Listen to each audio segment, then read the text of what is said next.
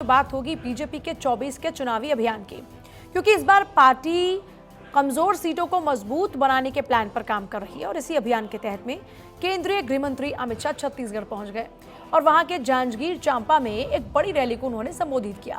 पहले आपको सुनाते उन्होंने इस मौके पर क्या कहा। आने वाला चुनाव ये देश का भविष्य तय करने वाला चुनाव, आने वाले चुनाव देश को पूर्ण विकसित और भारत माता को विश्व गुरु बनाने के लिए महत्वपूर्ण चुनाव है। भाई और बहनों, मैं छत्तीसगढ़ की जनता का हृदय से धन्यवाद करना चाहता हूं।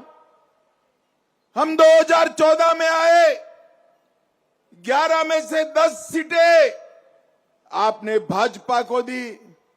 19 में आए, 11 में से 9 सीटें भाजपा को दी और अभी अभी विधानसभा चुनाव में आए तो आपने छत्तीसगढ़ में सबसे ज्यादा बहुमती से भारतीय जनता पार्टी की सरकार बनाई। एक नकारा सरकार जिन्होंने ना नक्सलवाद पर लगाम कसी, न छत्तीसगढ़ के लोगों को न्याय दिया और लाखों करोड़ के घपले घोटाले भ्रष्टाचार कर छत्तीसगढ़ की गरीब जनता के साथ अन्याय करने का काम किया, उसको भी आपने हटा दिया। और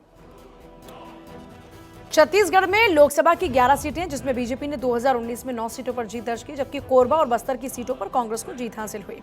हालांकि 2019 में जांजगीर चांपा की जो सीट थी वो बीजेपी के खाते में आई थी, लेकिन विधानसभा चुनाव में बीजेपी इस लोकसभा की सभी 8 सीटों पर हार गई और इसीलिए अब यह सीट बीजेपी के फोकस पर है। यानी बीजेपी यहां अब कोई रिस्क नहीं लेना चाहती और केंद्रीय गृह मंत्री अमित शाह का यहां से चुनावी शंखनाद करना यही बताता हुआ नजर आता है। इसके अलावा गृह मंत्री अमित शाह बस्तर, रायपुर, बिलासपुर के नेताओं के साथ भी बैठक कर लोकसभा चुनाव के लिए रणनीति तैयार करेंगे और बिलासपुर में एक सम्मेलन में भी हिस्सा लेंगे।